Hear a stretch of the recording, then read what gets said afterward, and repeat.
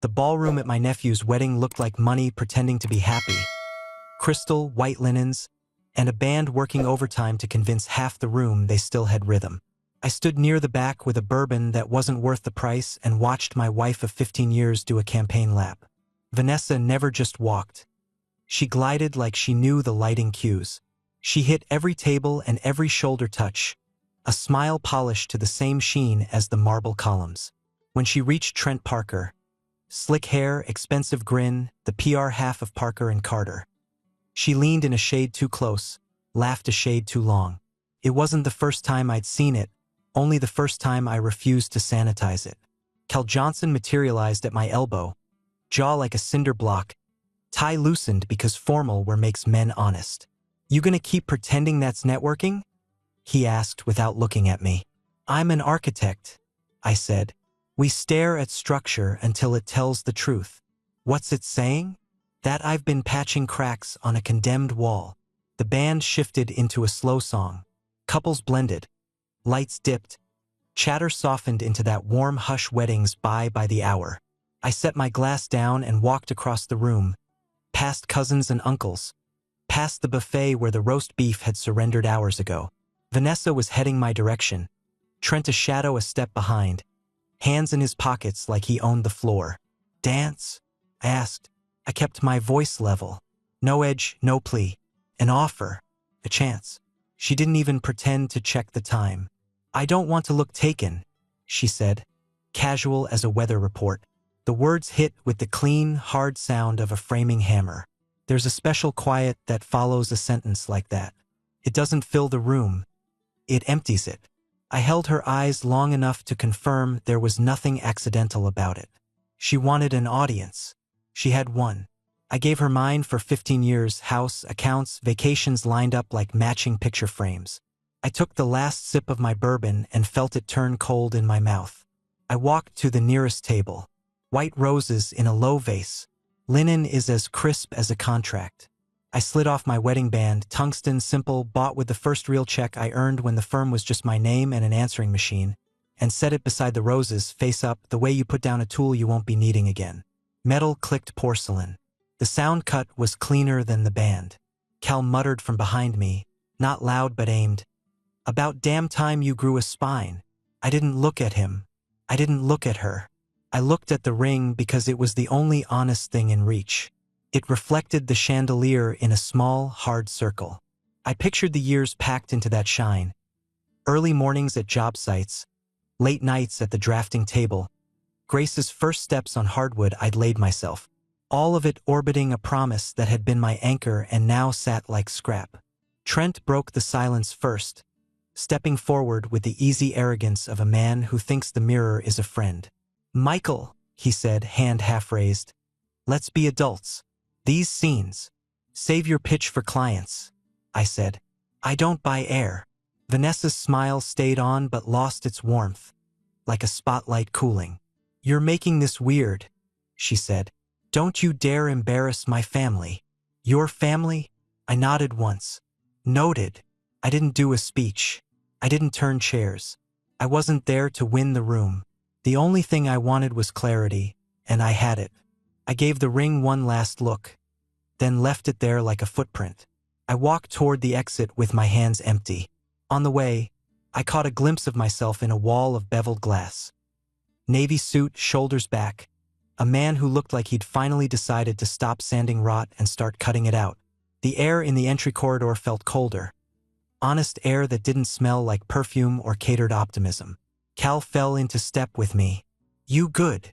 "I'm done being polite," I said. "That's not the same thing." He nodded, the kind of nod men use when a decision's been poured and set. "What's next?" "Blueprint," I said. "No more patchwork." I pushed through the door and let the Minnesota night hit my face. The lot smelled like wet asphalt and distant snow even though it wasn't in the forecast. I stood there under a buzzing lamp and felt my heartbeat settle into a slow, deliberate rhythm, like a pencil drawing the first firm line on a clean vellum. A bridesmaid slipped out the side door behind me and lit a cigarette, the tip flaring like a tiny beacon. She pretended not to see me. People always pretend at weddings. Across the lot, The limo idled, gloved driver staring down at his phone, oblivious to the economies of love and ego he ferried for a living. My phone buzzed, Grace's text. "You still at Uncle Rob's? Bored. How is it?" I stared at the screen for a long second, the kind of second that decides the next decade, then typed back, loud, "I'll call you tomorrow. We'll make pancakes." She sent back a banana emoji because she's been 12 for 2 months and still thinks breakfast solves most of what adults complicate. Inside, the band hit a high note. Laughter swelled, forced and a little too bright. I didn't turn around. I walked to my truck, opened the door, and slid into the seat that has shaped my back over a decade of work. The interior smelled faintly of wood dust and coffee and the stubborn pride of a man who builds straight and expects the same. I started the engine and watched the gauges settle. That's the thing about a good instrument panel. It tells you the truth without flattery. Oil pressure, temperature, fuel. I checked my own gauges. Anger steady, not spiking. Hands firm, not shaking. Vision clear, not swimming. Controlled. Useful. I pulled out slowly, not dramatically, and left the ring on the roses where it could do no more harm. The road home was a black ribbon that asked nothing of me but direction. I gave it to him. Behind me, a room full of people would make up a story to fit the pictures in their heads. Let them. I had my own pictures now, and they were sharp. Tonight, I stopped pretending. Tomorrow, I'll start building.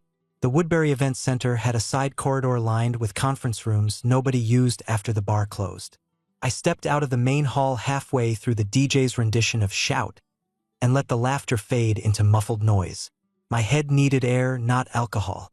That's when I heard voices. 2 of them, low but sharp, carrying through the glass door at the end of the hall. I knew those voices. One was Vanessa's, wrapped in the silk she wore for everyone but me. The other was Trent Parker's, smoother than his hair gel and just as oily. I pressed my palm against the frame and leaned close enough to hear. "Unstable," Vanessa was saying. "That's the angle. He's always so quiet. It's not a stretch." Trent chuckled, the kind of laugh men use when they're selling poison as perfume. "Exactly. Unstable architect. Can't manage his temper. Can't manage custody. The prenup's ironclad if we prove the cause. Fast-track the divorce, freeze his assets, control the narrative. He folds, we win." My pulse ticked like a metronome in my ears. They spoke about me like I was a line item on a balance sheet. The woman who once cried when we signed our mortgage was now negotiating my obituary in real time. And Trent, he didn't even hide the greed in his tone. "Custody too," Vanessa added. "Grace belongs with me. He'd never fight it." "He won't fight," Trent agreed. "He'll sulk. He always does." That was the structural flaw in their design. They'd built their scheme on a foundation of my supposed weakness. They thought silence meant stupidity. They mistook patience for surrender. I'd been an architect too long not to spot when a structure was one bad load away from collapse. I stepped back before the anger could rattle the door. My reflection in the glass was steady.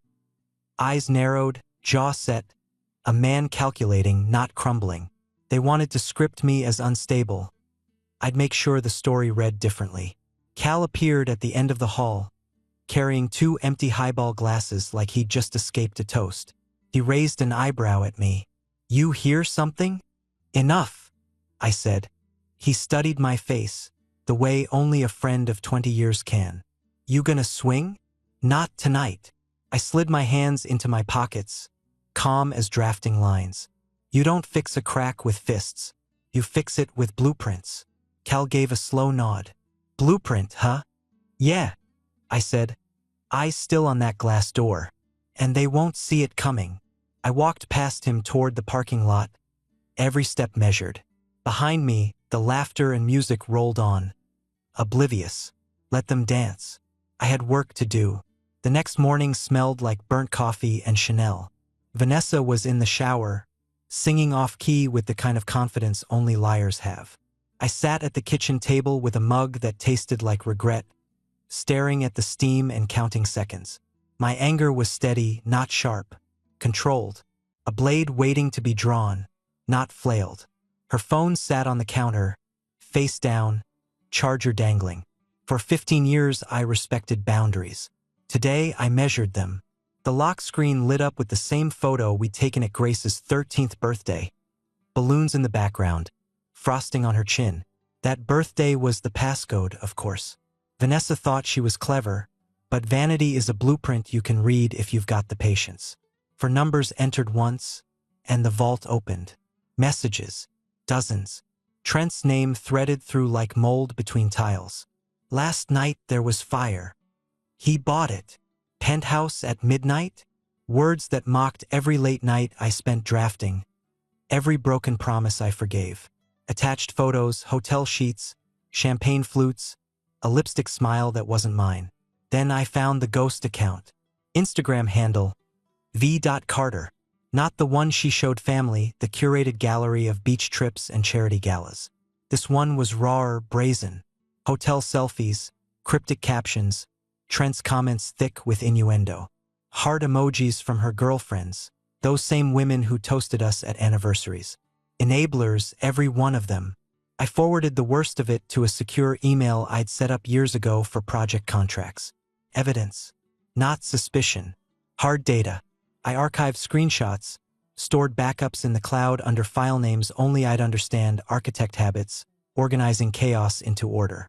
Then I restored everything. Texts unmarked, apps returned, brightness reset. I placed the phone back on the counter like it had never moved. The shower was cut off. Pipes groaned. Her humming stopped. I brewed another pot of coffee just to keep my hands busy. When she stepped out wrapped in silk and steam, she smiled like I was still the man she could lie to.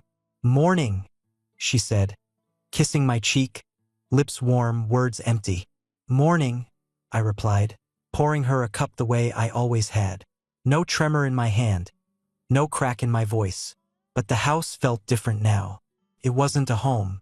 It was a museum, each room a display of a marriage already dead. The family photos looked staged, the furniture arranged for show. Even the air felt curated. I sipped my coffee and watched her scroll her phone, oblivious. She giggled once, thumbs tapping, and I wondered if it was him again. It didn't matter. The walls were closing in, but I wasn't trapped. I was taking measurements, and I knew exactly where to start cutting. The text came just before midnight. No name, just a number I didn't recognize. Lark, penthouse, midnight, a breadcrumb, dropped careless or deliberate, I couldn't tell. Either way, I wasn't the type to ignore a map once I'd seen it. I called Cal. He didn't even hesitate, just said, "I'll drive." Like he'd been waiting years for me to finally stop playing the fool. The Lark Hotel sat on Hennepin like a lit cigar in the dark, smoke and money rising together. Glass, steel, a lobby dripping with marble and floral arrangements taller than men. Too clean for accidents, too polished for innocence. We pulled up in Cal's dented Silverado, parked 2 blocks away, and walked in through the service entrance. Maintenance uniforms are the same everywhere. Gray shirts, tool belts, the confidence of being invisible. Cal carried a bag of wrenches. I carried a roll of duct tape and a camera small enough to fit in my palm. He hot-wired the freight elevator with the same ease he used to wire soundboards back in his band days. The cage rattled upward 20 floors, every clank a reminder that we were trespassing into the kind of truth that doesn't forgive. The penthouse was alive before we even reached it. Music thumped low through the walls, laughter layered with the muffled rhythm of bodies in motion. We slipped onto the service balcony, paint peeling underfoot, and there they were, Vanessa and Trent, wrapped around each other in a parody of passion. Champagne bottle sweating on the dresser, sheets twisted like ropes, her dress sliding to the floor with the same ease her loyalty had. I lifted the camera. No trembling, just steady clicks, each flashless shot another nail in the coffin of denial. Cal whispered, "You good? I've never been better," I said, voice flat, almost calm. Then the alarm shrieked. Motion sensor, maybe fate just decided we'd had enough quiet.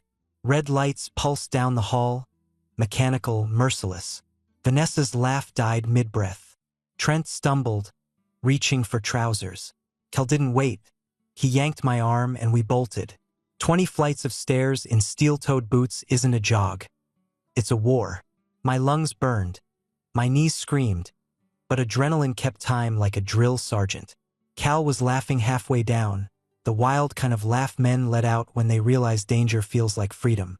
We burst into an alley, rain slicking the pavement, sirens distant but closing. We ran until the night swallowed us whole. Back at my kitchen table, sweat still cooling, I uploaded everything to a cloud drive, encrypted and safe. Then I wrote an email. Subject line about your husband. Recipient: Marlene Parker, Trent's wife, corporate lawyer, sharper than a box cutter. Attached: curated photos, timestamps, GPS metadata. Enough to collapse his house of cards with one tap. I hovered over send for a moment, breathing slow. Betrayal is personal, but justice? Justice is math. You show the numbers, the structure collapses on its own. Click. Sent. For the first time in months, I leaned back and felt alive. Not happy, not healed, but awake. The kind of awake that knows there's no turning back. The Woodhill Country Club smelled like polished oak and old money. Crystal chandeliers threw gold light across 100 tables. Every one of them lined with tuxedos and sequin dresses pretending generosity was their natural state. The annual charity gala, silent auction, open bar, too much perfume. I wasn't there to network or to smile. I was there to burn. Cal was beside me in a jacket he hadn't worn since his daughter's graduation. "You sure about this?" he asked, pulling at his collar. "Blueprints finished," I said. "Now it's just construction." The AV kid was barely 20, acne still fighting for space on his chin. I slipped him a folded 100. Mic and projector feed. 3 minutes. No questions. His eyes darted. Then the bill disappeared into his pocket.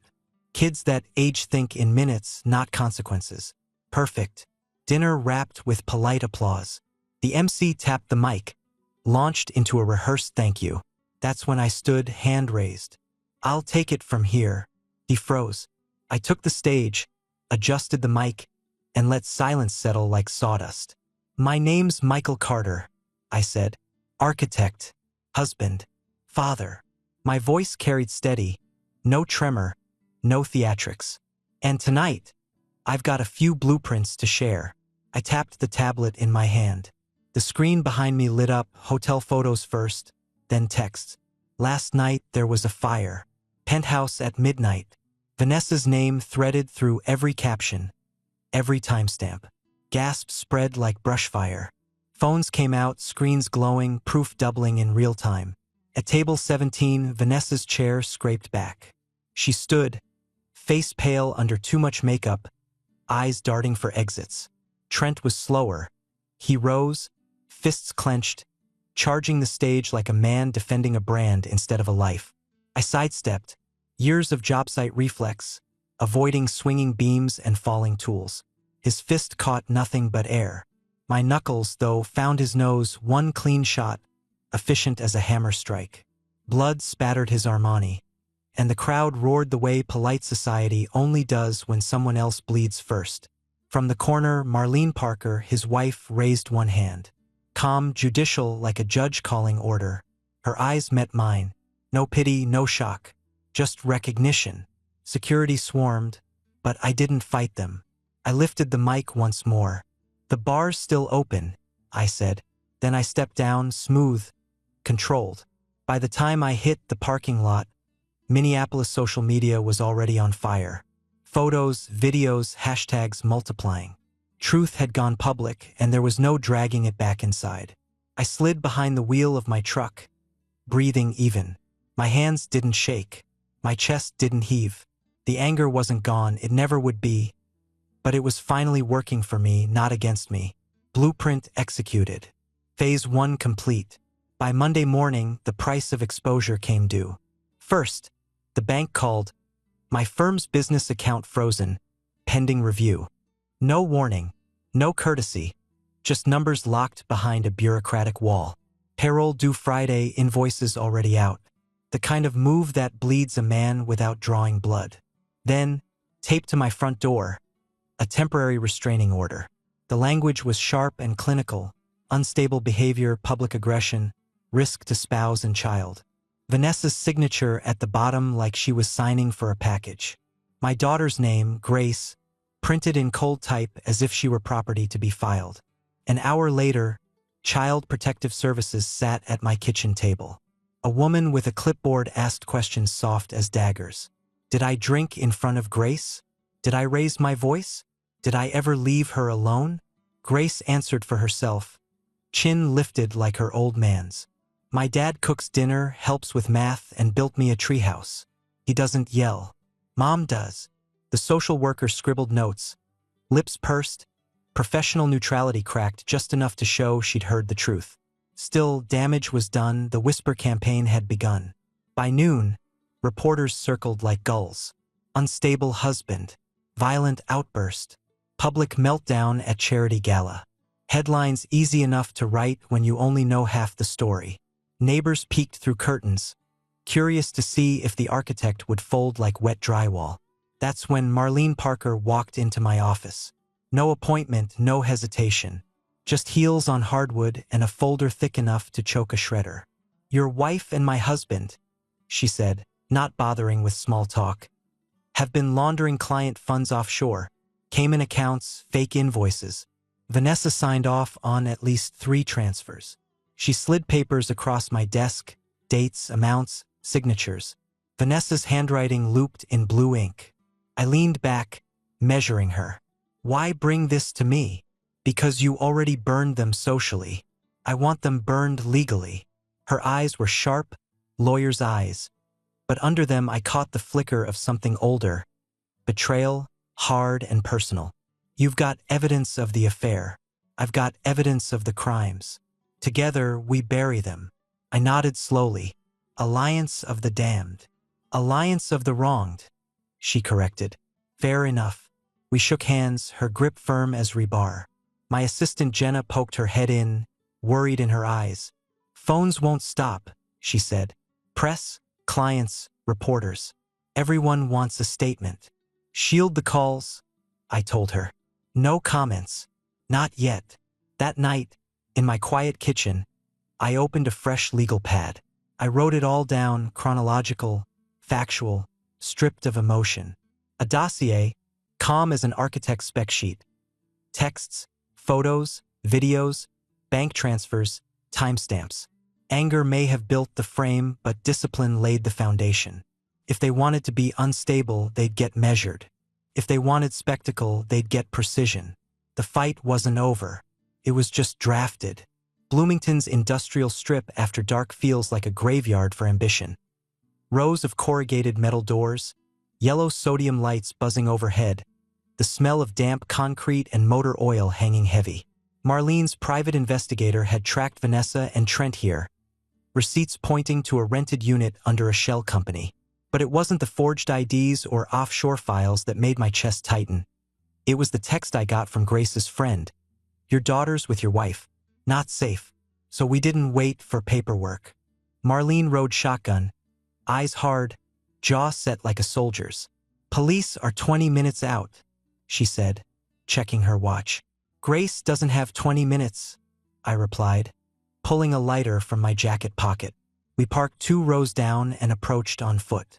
I spotted the silver sedan first. Vanessa's choice, leased under the firm's name, always too flashy for her budget. The unit door stood half open, shadows shifting inside. I heard voices. Vanessa's high and panicked, Trent's lower, shaking with something he couldn't hide. Then I saw it. A chrome pistol trembling in Trent's hand, the barrel swinging between me and the world like he'd seen too many movies. Grace stood frozen near a stack of boxes, arms wrapped around herself, eyes wide and locked on mine. My blood went cold, but my steps stayed steady. Head start, Michael, Trent barked, his voice cracking. We take your kid, we drive south, you get to keep breathing. That's the deal. No deal, I said, voice flat as poured concrete. You're not leaving with her. Vanessa stepped forward, hands fluttering like broken wings. Michael, just let him go. We'll figure this out. Don't make it worse. Worse. As if she hadn't already signed off on laundering money, selling loyalty, and dragging our daughter into the gutter. I flicked the lighter, held it low near a bundle of old newsprint stacked beside the wall. The paper caught fast, blue flame licking up in an instant, smoke curling toward the ceiling. The sprinkler system sputtered awake, water raining down in chaotic bursts. Trent flinched, his perfect suit already soaking, his aim faltering. That was my line. Red line. I charged. My shoulder hit him square in the chest, the pistol clattering across the wet concrete. We wrestled in the spray, his cologne mixing with gunpowder tang, his teeth bared like a cornered dog. I shoved him hard, sending him skidding into a stack of boxes that burst open. Passports, ledgers, client files spilling like confetti across the floor. Evidence, tangible and damning. Grace sprinted into my arms, her small frame shaking but alive. I held her tight with one arm while kicking the pistol across the asphalt, far from Trent's reach. Sirens wailed closer now, growing louder with each second. Vanessa stood slack-jawed, mascara streaking down her cheeks, watching the empire she built on deceit dissolve under red and blue lights. Officers stormed the row, weapons raised, voices barking orders. Trent was cuffed, sputtering excuses through blood and rain. Vanessa wilted, wrists pulled behind her, eyes never meeting mine. Grace buried her face in my chest. "Dad?" she whispered, voice muffled. "I knew you'd come." I tightened my hold, steady as a foundation. "Always," I said. The smoke cleared, the lights flashed, and for the first time in months, I felt something stronger than anger. I felt resolve hardened into steel. They'd tried to break me. They'd tried to brand me unstable, a liability. But here I stood, soaked and scarred, daughter safe in my arms, enemies in cuffs, blueprint intact, structure holding. Court isn't a television drama. It's a grindstone. Days of waiting in stale hallways, weeks of motions and countermotions, months of calendars that stretch like bad roads. 6 months, to be exact. Every morning I wore the same gray suit, carried the same black binder, and sat behind the same wooden table while Vanessa and Trent tried to twist themselves into victims. The prosecutors didn't need theatrics.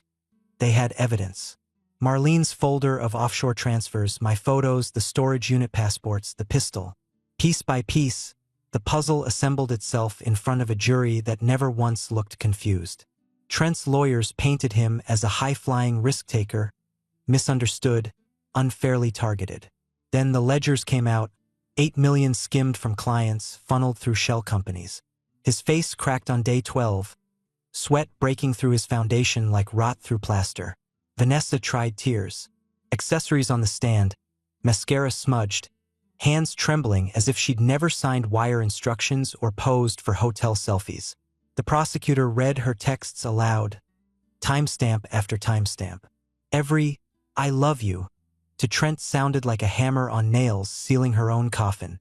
She crumbled when Marlene took the stand, icy, precise, vengeful in the way only a betrayed spouse can be. Verdicts came like dominoes. Trent Parker, guilty of embezzlement, fraud, attempted kidnapping. 8 years. No parole for the first 5. Vanessa Carter, accessory, conspiracy, financial restitution. 5 years. PR license stripped, reputation reduced to ash. The woman who once thought social media was oxygen left the courtroom in cuffs, cameras catching every angle. When the gavel fell, I didn't cheer. I didn't even smile. I exhaled, long and slow, like a man setting down a load of bricks he'd carried too far. Justice isn't sweet. It's clean. Life adjusted in increments. I downsized my office, traded the downtown loft for a smaller space closer to the river. No more glass partitions, no more high-rent decor meant to impress clients. Just honest walls, sturdy tables, light pouring in through real windows. Referrals picked up anyway. Men respected a contractor who could hold a line, architects who didn't fold under pressure. Word spread. Carter Designs, square corners, solid beams, no bullshit. Marlene kept her word. She left her old firm, launched her own practice. Family law, bright letters on frosted glass. She asked me to design the office. I drew her plans with transparency in mind. Glass walls, open spaces, sunlight spilling across every desk. If we build it honestly, I told her, we practice it honestly. She nodded, the faintest smile breaking her lawyer's armor.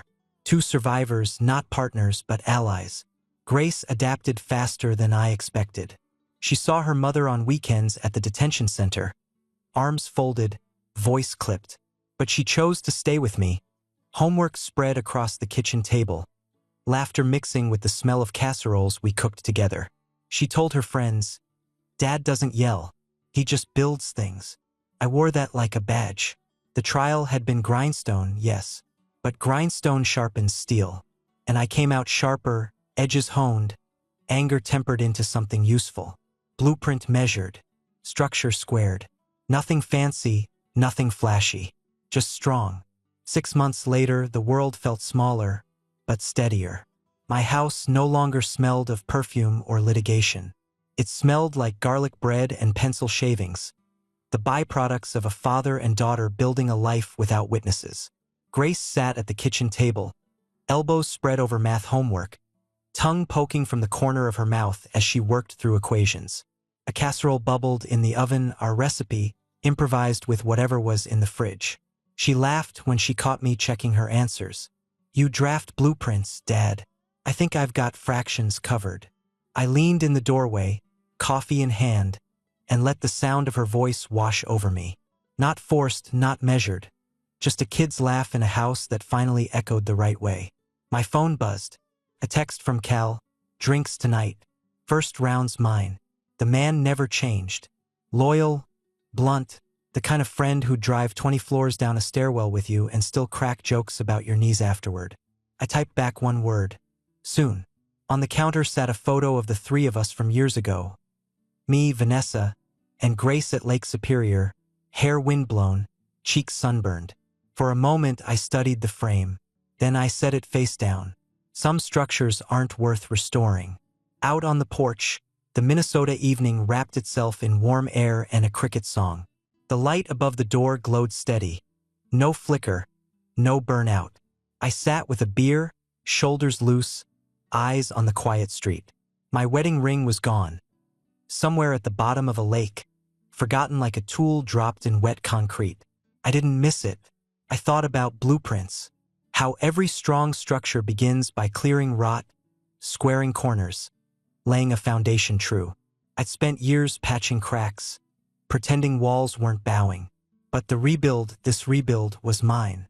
Honest, measured, square. Grace's laughter carried through the screen door, sharp and bright. I smiled, not perfect, not healed, but solid. And aloud, to no one but the night, I said it. I'm happy. Simple words, steady as a beam. And for the first time in too long, I meant them. Subscribe and stay one step ahead of cheaters. And trust me, the next story makes this one look like a fairy tale.